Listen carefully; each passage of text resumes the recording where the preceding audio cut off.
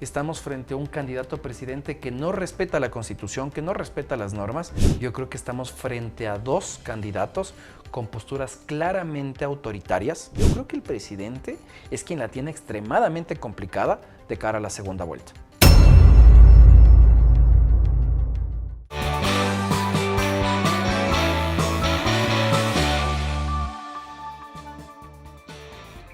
¿Cuáles son las repercusiones que tenemos al momento respecto al proceso electoral que se cumplió el día domingo 9 de febrero, con relación también a lo que ha sucedido en las tiendas políticas, partidos que deben estar en aprietos, algunos de ellos que no consiguieron mayor tendencia con sus candidatos, y las dos facciones políticas que en este momento se disputan palmo a palmo los votos para de pronto ganar esta contienda electoral en la primera vuelta, pero que parece es una especie de empate técnico entre ADN y la Revolución Ciudadana?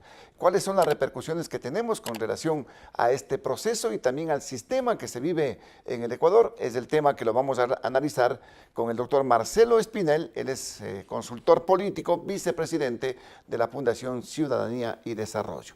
No olviden que estamos en las plataformas de Global Opinion, en nuestro canal de YouTube. Usted nos ayuda mucho suscribiéndose al canal. Suscríbase al canal de Global Opinion y también pues síganos en nuestras redes sociales, denos sus likes, sus comentarios son importantes para contextualizar las entrevistas. En las redes sociales va a encontrar usted resúmenes informativos del ámbito nacional e internacional. Si quiere estar al día con la coyuntura informativa del país y del mundo, siga las redes sociales de Global Opinion.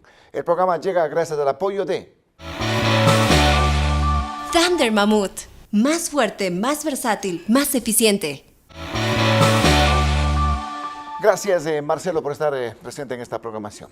Osvaldo, bueno, ¿cuál es el contexto, digamos, la evaluación que se puede hacer? ¿Fue un resultado sorpresivo? ¿Qué fue lo que sucedió en esta contienda electoral en donde se había intentado posicionar de que a lo mejor había una primera vuelta, una elección en primera vuelta, fundamentalmente del presidente de la República, lógicamente también de la Revolución, pero más de este sector? ¿Qué se puede desprender de lo que pasó en este proceso electoral? Osvaldo, qué gusto poder compartir contigo y con tu audiencia. Sin duda fue un resultado sorpresivo no solo para el movimiento de gobierno, creo que también fue un resultado sorpresivo para la Revolución Ciudadana. Obtuvieron más votos de aquellos que ellos estaban acostumbrados a obtener en los últimos procesos electorales. En la misma línea fue un resultado tal vez sorpresivo y bastante decidor para organizaciones políticas tradicionales, como el Partido Social Cristiano, como Pachacuti, como la Izquierda Democrática, que obtuvieron porcentajes muy bajos de votación. Bajísimos. Eso lo vamos a analizar sin duda en esta entrevista, pero es importantísimo ver cómo las otras organizaciones políticas fueron superados por el voto nulo. Y eso dice mucho de la confianza de los ciudadanos en las organizaciones políticas y en el sistema electoral. Ahora, en este sentido, digamos, la sorpresa que existe, tú dices, inclusive en la propia Revolución, porque no esperaban tener este resultado. Yo creo que sí, tal vez lo que se esperaba es que el presidente de la República no gane en una sola vuelta, pero que tal vez se mantengan en este voto duro que ha tenido la Revolución Ciudadana en los últimos procesos electorales, que era alrededor del 30-32%. Tuvieron 10 puntos más. Llegaron casi al 42, 43, 44% de los están últimos llegando conteos. al 44 Exactamente. ¿no? Entonces veamos cómo el porcentaje de votación en relación a los últimos dos procesos electorales es mucho mayor. Entonces yo también creo que este es un espaldarazo a la Revolución Ciudadana de cara a la segunda vuelta. Ya, pero ¿por qué se da este espaldarazo a la Revolución Ciudadana? Porque era muy difícil romper ese techo. Decían es un techo de concreto y no se podía romper en estos últimos procesos electorales. Creo que es lo que se está diciendo en las últimas horas, y es que la campaña de Daniel Noboa pues, se basó en una realidad que no existe en Ecuador. Una campaña en la cual veíamos un grupo de jóvenes pasear por el país, correr por el país, lanzarse a un lago a nadar, mientras que a la gente la siguen matando, mientras que la gente sigue sin trabajo, mientras la gente sigue sin poder acceder a insumos médicos en los hospitales. En ese sentido, esta campaña completamente desconectada de la realidad, creo que produjo un castigo en las urnas, en este caso a Daniel Noboa, y pues un voto mayoritario para la Revolución Ciudadana y claramente el resto de candidatos que no supo capitalizar las necesidades de los ecuatorianos. Entonces, ¿sí hubo ese voto castigo para el presidente? ¿Como una especie de referéndum de pronto? Yo creo que sí. Esta elección de primera vuelta. Yo creo que hubo 3 aspectos a tener en cuenta. No se ha solucionado el problema de inseguridad. Enero empieza siendo el año más violento en relación a años pasados.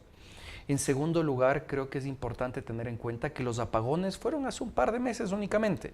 La gente sigue con su memoria en los apagones y en una promesa no cumplida por parte del presidente de la República. Aparentemente no habría hecho mella, digamos, este tema de los apagones, pero ya se puede evidenciar. Yo creo que sí. Y finalmente una decisión antojadiza del presidente al respecto de este arancel a México.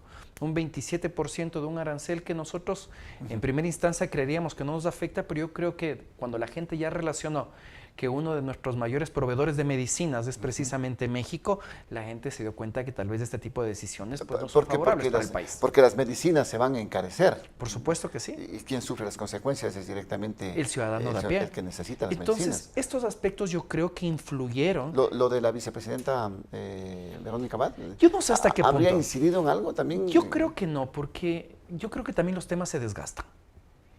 Sin duda que lo de la vicepresidenta Abad es una afrenta a la democracia. Estamos frente a un candidato a presidente que no respeta la Constitución, que no respeta las normas, pero el ciudadano ecuatoriano creo que tiene otras prioridades, y le entiendo. La prioridad es la inseguridad, el empleo, el poder parar la olla a fin de mes. Entonces, si me ponen a mí a escoger entre fijarme en lo de la vicepresidenta Abad y saber que tengo que salir con el Jesús en la boca todos los días de mi casa, probablemente mi enfoque esté en el segundo punto. Es el tema de seguridad. Sin duda que sí, sin duda que entonces le pasó también la factura, la boleta en este caso. Yo creo que sí, y aquí también viene otro aspecto que es algo que ya se viene denunciando por parte de los otros candidatos, las campañas millonarias. Y con campañas millonarias no me refiero a las campañas que vimos regalando una gran cantidad de cosas en las calles o una gran cantidad de eventos públicos, sino la pauta en redes sociales, Osvaldo. Se están sacando ya informes de que, por ejemplo, el candidato a presidente habría invertido alrededor de $5 millones para pauta en redes sociales. Un valor bastante alto también es la inversión que hace la Revolución Ciudadana en redes sociales. Veamos que también estamos frente a unas nuevas dinámicas. Las campañas ahora ya no se hacen con tarimas, ya no se hacen con caravanas, sino que se hacen con TikToks y posteos en Instagram. Y eso hace que también los candidatos inviertan una gran cantidad de dinero para estar presentes en las redes y que, claro, si uno compara la presencia y la cantidad de inversión de la Revolución Ciudadana y de ADN frente a otros partidos como Avanza, como el PSC, como PK, es completamente dispar, ¿no? Ya, pero en este caso, esta inversión millonaria que se hace en redes sociales influye directamente, pero aparentemente no dio resultado, pues, Marcelo. Más bien yo creería que sí dio resultado. Pero ahí está, pues. Resultado para la Revolución Ciudadana. Para la Revolución, pero ¿quién invierte más en redes es el presidente? ¿Tú estás diciendo $5 millones o es entre los dos? No, $5 millones es el cálculo que hace Grupo Faro, que es una fundación que hace análisis de distintos temas, y Grupo Faro es un análisis de todas las redes sociales, X, TikTok, Instagram y Facebook. Ahora, yo creo que sí influye. O sea, pero 5 millones en todas las redes, pero de todos los candidatos. No, únicamente del candidato a presidente. Del candidato a presidente. Es una gran cantidad de dinero, imagínate. ¿Y la Revolución cuánto invirtió más o menos? No te tengo ese dato, habría que verificar el informe, pero sin duda que también es un valor alto. Claro, pero será menor que los 5 millones. Yo creo que sí, pero tampoco creo que sea tan bajo, porque sí hubo una gran presencia en este caso de la Revolución Ciudadana también. Ahora, ¿qué es lo interesante y por qué creo que sí funcionó? Porque cuando analizan el electorado que tiene en este caso ADN, ya no es un electorado únicamente joven. Recordemos que en la anterior elección era el electorado únicamente joven el que decidió apostar en su mayoría por ADN. Claro. En este caso tú también ya tienes un electorado que supera los 40, los 55 años, que ha decidido decantarse por ADN. Entonces, la inversión en redes sociales, lo que le permite al presidente también es mantener un nicho que ya lo tuvo en la anterior elección y que claramente no ha visto satisfechas sus necesidades en el último año y medio. Entonces, esta presencia en redes sociales es sin duda una gran herramienta que pueden tener los candidatos para poder seguir, en este caso, pues, posicionándose como las opciones de preferencia para el votante. también recordemos que existe, y ojo con esto, un gran vacío normativo al respecto de la regulación de redes sociales durante las campañas electorales. Exactamente. Las redes sociales se convirtieron prácticamente en un campo de batalla en su momento, ¿no? Y redes sociales en las que puedes decir de todo y a veces sin ninguna rigurosidad, sin contrastar. Los fake news también que fueron muchos. La gran cantidad de fakes, la gran cantidad de información falsa que se difundió. Ojo, tanto desde ataques a Daniel Noboa como ataques a Luisa González ponen en evidencia que también es una campaña que probablemente se está buscando la desinformación para influir en el electorado. Y eso sin duda pues debilita nuestro sistema democrático, debilita la cultura democrática de los votantes, nos hace daño como país. Y ese tipo de aspectos tienen que ser regulados y controlados. Ojo, no hablo de regular la libertad de expresión en redes sociales, no hablo de regular los contenidos, pero sí es necesario regular cuánto se está invirtiendo en campañas y qué tipo de contenidos están difundiendo los candidatos. Pero ¿esto es factible hacerlo, digamos, en redes? Mira que los organismos competentes para el efecto, el propio Consejo Nacional Electoral, ve dificultades en este caso para poder regular y para poder controlar lo que se haga o lo que se diga en redes sociales. Yo creo que es muy complejo. Sin embargo, algo que sí deberíamos dar como un primer paso es el control del gasto en redes sociales. Estos análisis que te comento que hace Grupo Faro, los hace con datos que entregan las mismas plataformas de redes sociales. Cuando un candidato quiere hacer un pautaje, presentar un spot y pagar publicidad en redes sociales, tiene que colocar una gran cantidad de información que los ciudadanos podemos ver en las páginas de redes sociales, cuánto se está invirtiendo. Entonces creo que es importante que se tenga en cuenta esto de cara a que los ciudadanos tengamos más transparencia sobre el financiamiento de la política. Imagínate lo que es gastar gran cantidad de dinero, millones de dólares en poder aparecer en redes sociales y tal vez identificar de dónde proviene esta gran cantidad de dinero, ¿no? Que puede incluso provenir de actividades delictivas. Ahora, la situación es estrictamente, digamos, el presidente de la República en estas últimas horas señalaba que, por ejemplo, no fue a estar en contacto con su militancia luego del proceso electoral porque señala que habría habido muchas irregularidades en este proceso electoral. ¿Cómo miras tú este tema? Creo que ese tipo de aseveraciones tienen que hacérselas con absoluta responsabilidad. Porque si es que no se las hace con responsabilidad, si no se las hace con pruebas, el resultado es que el ciudadano deja de confiar en el proceso electoral, deja de confiar en la autoridad electoral y deja de confiar en la democracia. Y eso lamentablemente sí nos afecta como nación, nos afecta como Estado. Si es que el presidente dice que hubo irregularidades, que las pruebe. Que no nos hagan como nos hicieron en años pasados, ojo, que llegaron con cajas vacías al Consejo Nacional Electoral diciendo que diciendo que hubo un fraude, que probablemente pudo haber existido, pero se requieren pruebas para esto. Si es que el presidente está diciendo que hubo fraude, si Luisa González también considera que hubo fraude, esto tiene que ser demostrado. No podemos seguir jugando con la voluntad de los ecuatorianos a través de declaraciones sin sustento. Porque se manifiesta que, eso dice el presidente, ¿no? Que amenazaban, hay decenas de casos, dice que amenazaban a la gente para que voten por la Revolución Ciudadana. ¿Esto es factible? De que te amenacen y si no votas te puede pasar algo. En primer lugar, que sin duda eso es un delito. Y en el caso de que eso fuera un delito, tiene que ser investigado. Pero para que sea investigado es necesario presentar una denuncia. Entonces, si es que el presidente de la República conoce eso, hay dos frentes en los cuales hay que trabajar, Osvaldo. La denuncia de un posible fraude electoral ante la autoridad electoral y la denuncia de la comisión de un delito ante la Fiscalía. Pero si es que únicamente se menciona eso en un medio de comunicación o en redes sociales, cae en saco roto. Y lo que se está buscando es generar pánico en la sociedad. ¿Eso busca en este caso el presidente? Habría que identificar generar pánico. O tal vez lo está utilizando como una estrategia para ganar más votos. Pero nuevamente yo creo que es irresponsable con la clase política que debería existir o que deberíamos demandar de nuestro país. Sin pruebas, sin certezas, pero algo sabrá el presidente, ¿no? Pero que lo pruebe. Algo lo habrán señalado quienes están alrededor de él. Habría que ver si es que lo prueban. Yo creo que es importante que esas aseveraciones no se queden en aseveraciones, sino que sean denuncias concretas. Caso contrario, se está manipulando la democracia. Porque se habla que en el fin de semana, lo mismo del presidente, se habría capturado un objeto de alto valor de los lobos que tienen que ver con la Revolución Ciudadana. Se está vinculando este tema para que la revolución tenga esa vinculación que se manifiesta, ha tenido con los grupos de delincuencia organizada, con el narcotráfico? Si es que se prueba en buena hora por el país, si es que se prueba en buena hora por la democracia y en buena hora por la justicia. Si es que lamentablemente se está forzando la relación entre los grupos de delincuencia organizada con una organización política como una estrategia de campaña, creo que nuevamente es una afrenta a la democracia y creo que también dice muchísimo del candidato a presidente y cuáles son sus principios y valores de cara a mantenerse en el poder. Habrá que ver si es que hay las pruebas en este Sin este duda sentido. que sí. Y cómo se vincula, por ejemplo, a este alto valor que vinculado a los lobos. Sin duda que sí. Es lo que dice. Es que es necesario probarlo, Osvaldo. O sea, el papel aguanta todo, la cámara aguanta todo, pero lo importante que es que se pruebe con sustento en el caso de conocer al respecto una comisión de un delito, o en este caso el posible fraude electoral. Yo sí creo que es importante que el candidato a presidente, en el caso de que esto sea cierto, que lo demuestre de forma debida. Y que tiene que denunciarlo, dices Por tú. supuesto que sí. Con evidencias Por y supuesto. ahí para que exista la credibilidad sobre lo que estás señalando. Exactamente. Si no estaríamos entrando en este proceso de una campaña que pretende nuevamente entrar en esta situación de división, de desinformación, Marcelo. Y eso es lamentable. Mira, por un lado se analizaba de qué bueno que el país haya vuelto a un pseudo bipartidismo al ver la conformación de la Asamblea Nacional.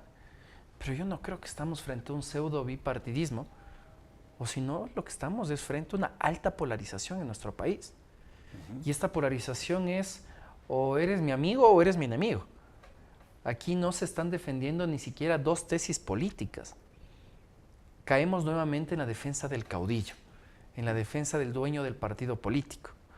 Y eso hace que los individuos nos pongamos a discutir al respecto de defender a los políticos, defender a las personas y no realmente votar a favor de una tesis política, votar a favor de un proyecto país. Eso sin duda que también nos debilita como democracia. Para mí creo que, y esto te insisto, en nuestro país la democracia está extremadamente debilitada. Tú debes recordar, por ejemplo, que en el último Latino Barómetro se mencionó que si es que los ecuatorianos tuviéramos que escoger entre una democracia o una dictadura que nos garantice seguridad. Un porcentaje alto quería la dictadura. Exacto. ¿No? Y eso es preocupante. Discursos como los que hemos escuchado tú y yo de que es necesario desaparecer a la Asamblea Nacional. La Asamblea Nacional nos puede caer mal, pero es el primer poder del Estado. Y es necesario defender la democracia. Y cuando tenemos candidatos... Pero hay mucha gente que piensa así y de pronto porque se siente defraudado por el sistema democrático que tenemos en este país, por todo el sistema, el tema de los gobiernos que no han sabido, que no han cumplido con la ciudadanía. Es que el punto es que yo creo que debemos profundizar esto en el sentido de si es que el ciudadano realmente está decepcionado de las instituciones democráticas o está decepcionado de los políticos. Porque a la política no tenemos que satanizarla. El problema son los políticos que hemos tenido y los políticos que hemos escogido.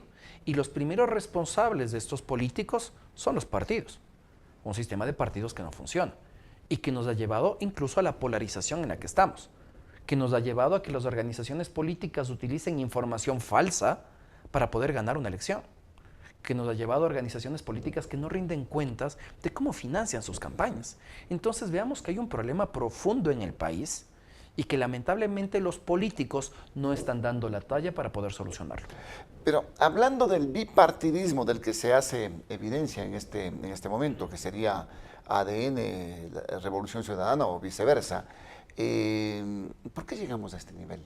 Si tenemos una cantidad enorme de partidos, movimientos, y teníamos una cantidad enorme de candidatos, 14 candidatos más a la presidencia, que tuvieron una actuación prácticamente paupérrima, Marcelo. A ver, varios factores. El que ya mencionamos, campañas millonarias frente a campañas austeras. En otro lugar, creo yo que es la imposibilidad que tuvieron muchísimos candidatos de conectar con las necesidades ciudadanas. Veíamos candidatos que hablaban de un tren bala, en lugar de identificar claramente qué problema los ecuatorianos es el empleo. Veíamos candidatos que hablaban de un plan hocico con la finalidad de coincidir con los ciudadanos y tal vez mostrarse jocoso en lugar de realmente pues, abordar los problemas del sistema judicial. No creo que es conveniente en campaña buscar ser agradable con el ciudadano o utilizar analogías o siglas para tratar de presentar sus propuestas de gobierno, sino realmente tratar de conectar con sus necesidades, hablarles en un lenguaje ciudadano, sin duda. Creo que hubo errores en campaña, pero también yo creo que las organizaciones políticas, al carecer de liderazgos, al carecer de procesos de democracia interna y al carecer de militancia, tienen como resultado el no obtener buenos resultados, buenos números en esta elección. Veamos cómo, por ejemplo, organizaciones como Avanza terminan candidatizando a alguien que no es parte de su militancia. Organizaciones como Amigo, que en la misma línea, pues han evidenciado que se han mostrado abiertos al mejor postor en cada elección y que no han logrado crear un proceso de bases. El PSC, que no ha atravesado un verdadero proceso de renovación. Claro. Entonces, estos problemas de los partidos políticos dieron como resultado que tengan votaciones de menos del 1%. Ya, pero en este caso, ¿se pone en riesgo el sistema democrático que tenemos en el país? ¿O no lo ves así? Porque para muchos dicen que bueno que haya dos partidos nada más, el bipartidismo, pero también se evidencian ahora el anticorreísmo y el antinovoísmo. Es que ese es el problema. Lo que está aflorando acá en el país. Yo le pregunto, Osvaldo, ¿cuál es la ideología de ADN? Un partido de centro-izquierda. De acuerdo a lo que dice sus estatutos y lo que dice su página web.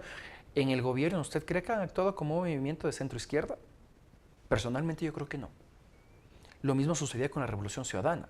En sus primeros momentos ellos se identificaban con el socialismo del siglo XXI, pero cuando se veían las políticas tributarias, las políticas en materia de seguridad, así como también otro tipo de políticas referentes al establecimiento de aranceles, se podía identificar que no era un movimiento de izquierda. Entonces estamos frente a organizaciones políticas que son lo que usted dice. Apoyo al caudillo, correísmo, novoísmo. Entonces, un sistema bipartidista funciona cuando son eso, partidos políticos con ideologías claras, con núcleos de juventudes, profesionales, de artesanos, es decir, con bases que puedan ser parte de estas organizaciones políticas y que de esta manera las otras tendencias puedan unirse y decir, lleguemos a consensos. Pero ¿cómo usted va a esperar que, por ejemplo, partidos como la Izquierda Democrática, como como Pachacutic, como otras tendencias de izquierda, como Amigo, como Avanza, quieran ser parte de estas organizaciones como ADN o Revolución Ciudadana si es que no existe una ideología clara, sino es el apoyo a un caudillo? Entonces nuestro sistema de partidos políticos no funciona porque no existen partidos.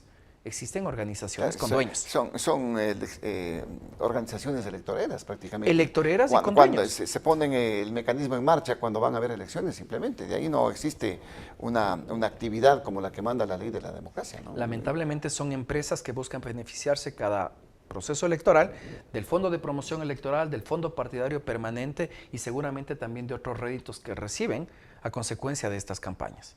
Y hay que recordar que quienes financiamos los partidos políticos en su mayoría somos los ecuatorianos, de nuestro bolsillo. De lo que se está evidenciando y con lo que señala el presidente de la República, me imagino que habrá alguna respuesta de la revolución igualmente. ¿Qué se puede esperar? ¿Qué es lo que se avisora en esta segunda vuelta electoral? Bueno, va a ser una guerra, una batalla encarnizada prácticamente, una lucha de voto a voto, porque están a la par prácticamente. Están muy a la par. Y yo creo que desde el primer día se evidenció cuál es la estrategia que van a tener durante esta segunda vuelta. El presidente de la República denunciando fraude, diciendo que aquellos que votaron por él es la gente buena y aquellos que votaron en su contra es la gente mala. Creo que eso es una forma más de dividir al país. Y vemos en cambio la Revolución Ciudadana que sorpresivamente busca acercarse a las otras organizaciones políticas. Veamos cómo la Revolución Ciudadana desde el primer momento dijo que quisieran acercarse a PK, a Pachacutic, con la finalidad de que se puedan captar los votos de Leonidas Issa, que es a la larga quien la mayor cantidad de votos pudo acumular, llegando al tercer lugar. No es despreciable, pues, en absoluto. El 5.6 más o menos. Es el 6% que le permitiría tener una victoria, porque la otra candidata, Andrea González Nader, difícilmente va a lograr que sus votantes voten por Luisa González, sino que se decantarán seguramente por Daniel Noboa o por el nulo. Y el resto de candidatos, recordemos que el porcentaje que tienen es ínfimo. Claro. Es ínfimo. Entonces yo veía, con mucho respeto se lo digo, por ejemplo, a Carlos Rabascal diciendo que él va a votar por Luisa González. Pero cuando vemos la cantidad de votos que tuvo Carlos Rabascal, realmente es una cantidad minoritaria de votos. Claro. Entonces yo creo que lo que van a... O verle a Wilson Gómez, claro, hablando de Suma. De Suma que respaldarían al presidente. Entonces, esta cantidad marginal de votos... No se centran en la realidad de lo que pasó en el proceso electoral, ¿no? Completamente. Yo creo que hay 3 opciones, que en este caso fueron Daniel Noboa, Luisa González y Leonidas Issa con un no despreciable 6%. Y lo que está buscando la Revolución Ciudadana es captar esos votos de cara a que puedan llegar a ser gobierno y que tal vez ellos incluso creo yo que tendrían una situación mucho más favorable en la Asamblea Nacional a pesar de esta conformación pseudo bipartidista. Yo te decía cómo va a ir esta segunda vuelta electoral, porque de los primeros indicios prácticamente es el divide y vencerás de pronto, esa división, nuevamente el regionalismo en el país, el decir que quienes votaron por la revolución, Guayas, Manabí y Esmeraldas, tienen vinculación con el narcotráfico, por ahí va el tema.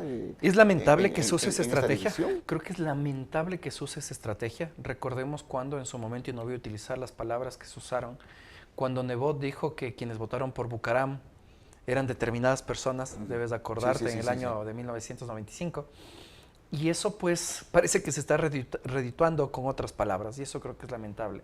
En lugar de observar, por ejemplo, que las cifras más altas de homicidio en el país coinciden con las provincias en las que precisamente ganó la Revolución Ciudadana. Y eso para mí debe ser leído como aquellas provincias en las cuales la inseguridad sigue siendo un problema, en las que siguen estando presentes los grupos de delincuencia organizada, en las que la gente sigue saliendo con Jesús en la boca, son aquellas que precisamente no confían en el presidente Noboa, porque no se ha solucionado el problema. De seguridad. En lo absoluto. Y muchos también hablarán del tema económico, la falta de empleo. ¿Cómo es posible, Osvaldo, que estemos en un país en el cual únicamente 3 de cada 10 ecuatorianos, con cifras del INEC, ojo, tienen empleo formal? Eso genera 2 aspectos a entender. El uno es que la gente está en el desempleo, está buscando cómo sobrevivir, pero que también pones en riesgo el sistema de seguridad social. Pero en este caso no estamos siendo de pronto unilaterales solamente al juzgar al gobierno de Daniel Noboa y juzgar qué pasó con el gobierno de la Revolución, con Rafael Correa. Qué bueno que lo plantees, porque para mí, personalmente, opinión muy personal, no institucional, yo creo que estamos frente a 2 candidatos con posturas claramente autoritarias, que nosotros en el correísmo ya vimos una gran cantidad de denuncias de casos de corrupción, una postura autoritaria frente a medios de comunicación y a sociedad civil, una postura intolerante a la crítica y a la oposición, y eso fue el correísmo. Y hay una gran cantidad de gente que se ha olvidado de esto. Pero veamos también que el presidente Noboa está repitiendo gran parte de estas prácticas, pero nos quedamos callados. ¿Por qué? Porque no es Rafael Correa. Y hay este problema. Yo creo que los ciudadanos tenemos que ser críticos, reflexivos al respecto de qué tipo de país queremos. Un país en el que se respete las libertades, en el que se respete el buen uso de los recursos públicos y que sobre todo se respete la democracia y la Constitución. Eso no fue muestra en el correísmo y tampoco lo ha sido durante el gobierno de Noboa. Estamos hablando del tema del correísmo y de Rafael Correa, pero la candidata es Luisa González. Se podría esperar otra visión de pronto de Luisa González en el caso de que llegue a ser la presidenta de la República. Personalmente tengo dudas, y tengo dudas porque al menos, incluso en esta campaña, ella ni siquiera discursivamente se ha alejado de la figura de Rafael Correa. Recordemos en la campaña anterior, en el debate, cuando ella mencionó, yo soy Luisa González, ustedes van a votar por Luisa González, no por Rafael Correa. Veamos si es que en el debate, por ejemplo, la segunda vuelta lo hace. Si es que marca esta distancia con el presidente o el expresidente Correa, que creo que es importante para gran parte de sus votantes. Porque si es que logra marcar una distancia, por ejemplo, y te pongo muy concretamente el caso, como Marcela Guiñaga, creo que sería interesante. Pero si es que no se marca esta distancia, ¿qué esperamos? ¿Que se nos gobierne desde Bélgica? Oye, le fue bien en Guayas a la Revolución, ¿no? Un buen trabajo de Marcela Guiñaga. Yo creo que sí. Del propio alcalde cuestionado de Aquiles Álvarez. De Aquiles Álvarez, ¿no? Yo creo que, y eso es interesante analizar en la Revolución Ciudadana, es que existen una gran cantidad de cuadros que han hecho una buena gestión y que sí debemos preguntarnos por qué la Revolución Ciudadana no optó por ellos. Y si es que no han hecho una buena gestión, también tienen una buena percepción por parte de los ciudadanos, por parte de los votantes. Marcela Guiñaga es una de ellas. Cuadros que han tenido una gran cantidad de años en la Revolución Ciudadana y que uno se pregunta por qué no se da este relevo. Y acá en Pichincha igual, pues, ¿no? Con Pavel Muñoz y con Paola Pavón. A pesar de que no gana la Revolución en Quito y en Pichincha, ¿se puede decir que ha sido un buen trabajo lo que han hecho? superar la votación tradicional que tenían acá. Sin duda que Subir. sí. Yo creo que eso pone en evidencia tal vez una gran cantidad de trabajo en territorio. Algo que es necesario reconocer a la Revolución Ciudadana es que tienen una buena estructura para trabajar en territorio y que la han venido amasando durante los últimos 15 años. Ya, pero del otro lado, ¿qué le ves al candidato a presidente? Que debería haber un cambio, pero de lo que se puede evidenciar, la estrategia va a ser la misma, un ataque, no sé. ¿Qué se debe hacer en ese sentido? Yo sí creo Porque la gente le está diciendo algo al presidente. Yo creo que es de suma importancia que él identifique los cambios que debe hacer, un giro de timón en su gestión. Creo que es importante que él dé una muestra de reconocimiento al respecto de los errores que ha cometido. Si es que el problema de seguridad no se está solucionando, creo que es necesario que el ministro de Defensa, así como también la ministra del Interior, coloquen sus renuncias para que el presidente pueda considerar otras opciones. Lo propio sucede con temas referentes a el desarrollo económico del país con el ministro de la Producción, la ministra de Trabajo y sin duda la secretaria de Comunicación. Tú dices una crisis de gabinete, debería Yo creo que generarse. lo que ha sucedido decanta en una crisis de gabinete, porque el voto de los ecuatorianos pone en evidencia que la gestión del presidente de la República no ha logrado satisfacer las necesidades de los ecuatorianos. Creo que una buena estrategia del presidente puede ser esa, indicar, miren, quedan 3 meses de gobierno, quedan 4 meses de gobierno, nosotros queremos dar un giro de timón para poder continuar el siguiente periodo, pero aprovechar el tiempo. Creo que ese mensaje puede ser positivo para los ecuatorianos de cara a que se puedan decantar por votar por él. Ahora, la pelea va a ser, como te decía al principio, Marcelo, voto a voto en este caso, y tendrá que definirse de pronto por ese gran número del que ya mencionaste de nulos. ¿Cómo cambiar la percepción de estos ciudadanos que votaron nulo? Mira, el voto nulo generalmente se orienta por una desconfianza en el sistema democrático y en el sistema institucional.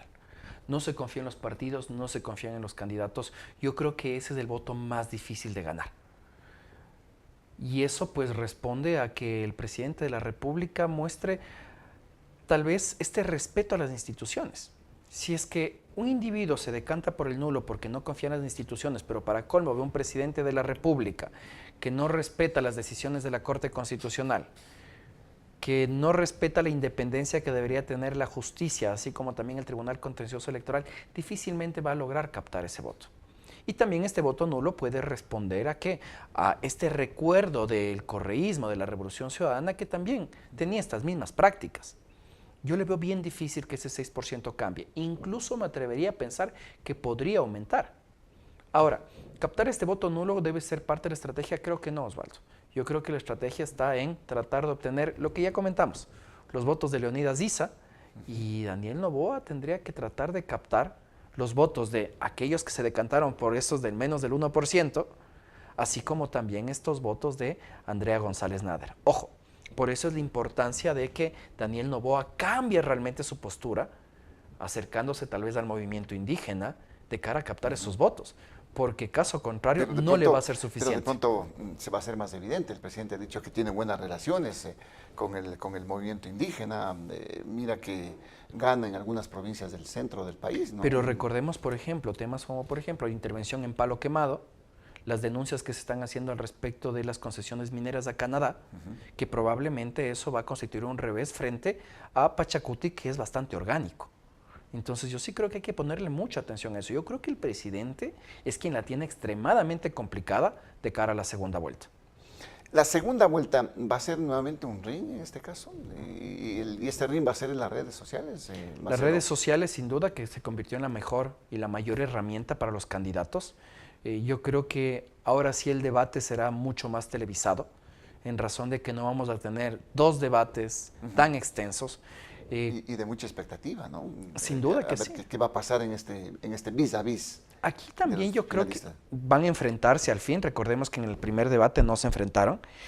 Y yo no creo que en el primer debate, por ejemplo, Daniel Noboa haya ganado el debate. No salió tan herido. Aquí la posición de Luisa González sin duda va a ser el de atacar la gestión de este gobierno y veamos si es que la estrategia de Noboa pues le resulta ahora. Recordemos que en la anterior elección la estrategia de Noboa, ¿cuál era? Yo no soy anti nada, yo soy pro Ecuador. Ahora se ha convertido en el mayor de los anticorreístas Y yo creo que en este momento el discurso anticorreísta probablemente ya no le garantiza una buena cantidad de votos. Está desgastado, completamente desgastado. Entonces, Daniel Noboa tendrá que buscar un discurso muy propositivo, muy de consenso, de cara a que pueda capitalizar una mayor cantidad de votos.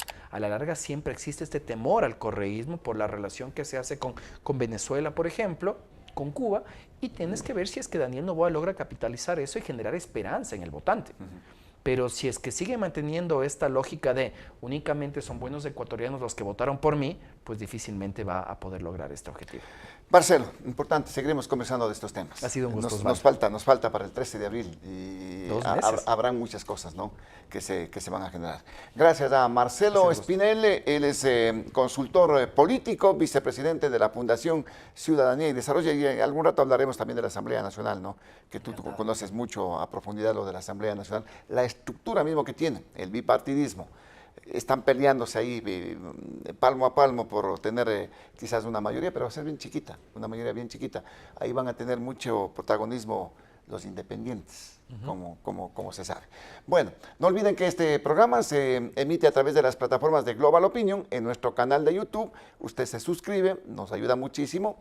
Los likes y los comentarios igualmente contextualizan este tipo de entrevistas. Y en las redes sociales, síganos en las de Global Opinion para que esté al tanto de la coyuntura informativa del ámbito nacional e internacional que ocurre en nuestro medio. Siga las redes sociales y también ayúdenos con sus likes, con los me gusta en las páginas, en las plataformas de Global Opinion. El programa llegó gracias al apoyo de Thunder Mammoth. Más fuerte, más versátil, más eficiente. La Hueca Guarandeña, la mejor hueca del Ecuador. No olviden que Frente al Personaje se emite de lunes a viernes a partir de las 19 horas por nuestro canal de YouTube. Comparta este programa, comparta los contenidos, son importantes para tener una sociedad más informada con este tipo de análisis que estamos realizando con expertos en la materia. Volveremos en las próximas horas con nuevos invitados.